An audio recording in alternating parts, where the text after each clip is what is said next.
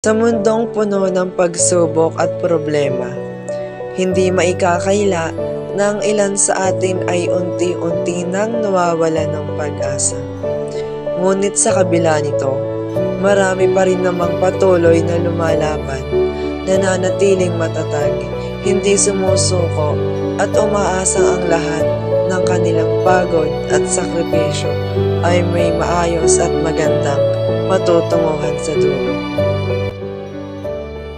Ay nagdadala ng pag-asang muling bumangon at lumaban upang makamit at matamasa ang ating buhay na pinapangarap.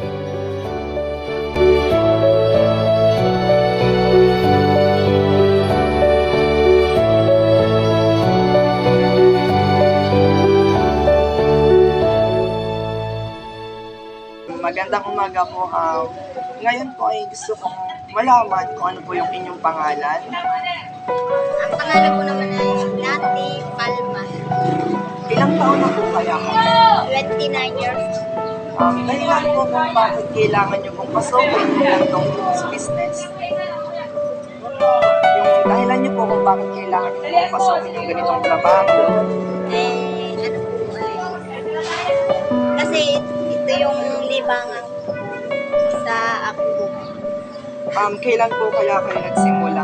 Ay, nagsimula lang po ako noong 2022. Ilang taon na po ninyong ginagawa yung ganito, yung pagtitinda po? Ano po ay 2 years.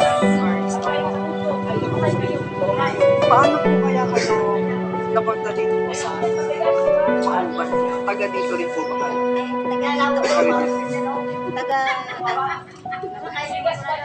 Taga dito ako sa Mauban. Sa Mauban. Sino po kaya yung mga kasama nyo dito kung nagtitinda? Sasabihin ko na lang ay marami kami. Marami po. Yung mga kasama nyo po ba ay nagkaroon po ba ng epekto? Naging mataas po ba yung kita nyo or lalo po siyang bumababa? Depende sa may naambenta. Depende din sa malakas ng benta. Yung kinikita nyo po ba sa isang araw ay nagiging sapat po sa mga gastos? Magandang umaga po. Pwede po ba namin malaman ang inyong pangalan? Ilang taon na po kayo? Paano po kayo napasok sa ganitong business?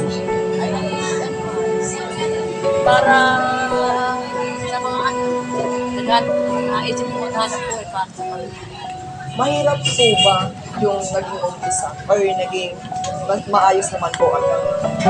Lagi naman wala nang madaling trabaho. Pero okay na.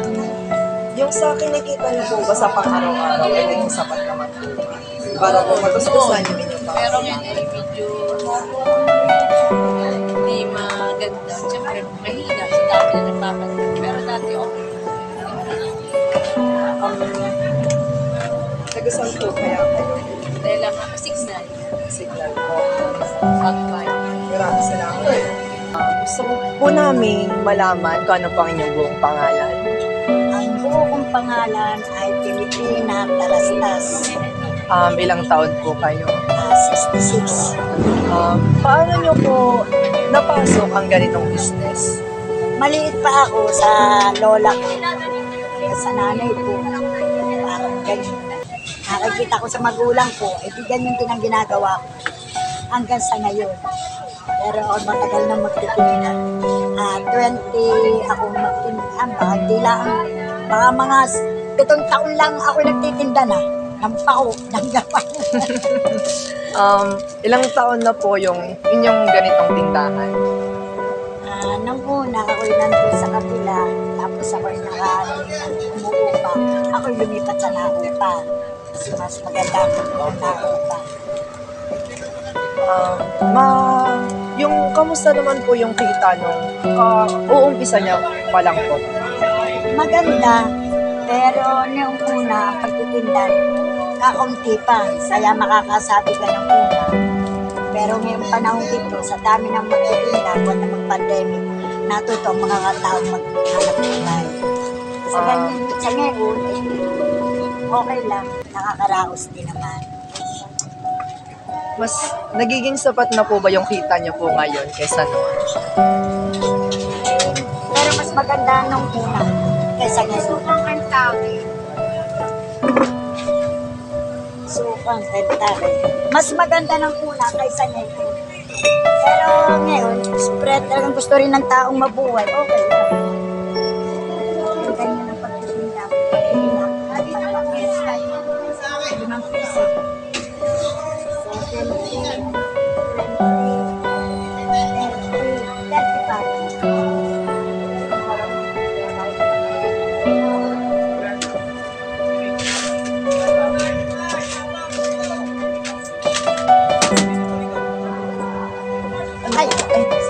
Ano po kuya yung mga mensahe na pwede niyo ibigay para po sa mga taong gusto rin po magkaroon ng small business?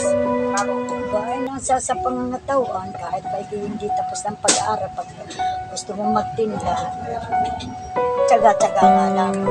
Pero mag-uumpisa ka sa maliit, marating ganito pagtitinda, magdadaan ka rin lagi sa kuwan na yan. Sa kaunting klase ng paninda. Palagi naman natutong magtinda. Kasi nung una, kaunti lamang. Habang tumatagal, gusto ko magtinda ng ganyan, gusto ko magtinda. Kaya nadaan na nila. Ako po si Monica Villarreal. Ilang taon po? Ako po 66 years old. Paano po kaya napasok sa ganitong business? May anak akong broken leg na nag-abroad. Ay, hindi masuportahan yung anak ko, yung ako ko dahil na ngayon ay magaling naman ang ulo. Kaya bilang ang kahit nagtinda ako sa ganito para masuportahan niya. Siya ngayon ay second year college. That's all. Grade 11. Ako ang nagsusupport at kailangan niya. At rin naman ang Panginoon. Maganda naman yung at ako ay 13 taon na nagtitinda. Sa pamagitan ng ganitong pagtitinda, nasusuportahan ko yung aking apo. Kaya kayong mga kabataan, tandaan ninyo, ang susi ng kahirapan ay ang pagmamahal. Kaya kayo, mga kabataan, huwag kayo muna magjojowa-jowa. Mag-aral kayo ng mabuti. Ito yung nagiging susi para ikaw ay hindi malagay sa alanganin. At ang Panginoon palagi niyo sa isip. Number 1 niyo. Kaya yun, Diyos ang magbibigay ng kaalaman at karunungan sa inyo upang matumunay niyo ang tagumpay para hindi tayo maghihirap. At yun, kaya ako ay nagsusumikap na i-provide yung lahat ng pangangailangan ng apo ko. At okay naman, sa biyaya ng Panginoon, maaga tayo na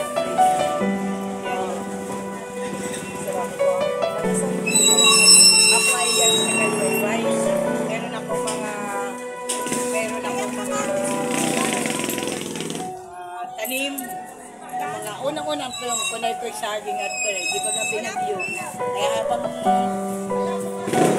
habang walang pagyo, kunay ko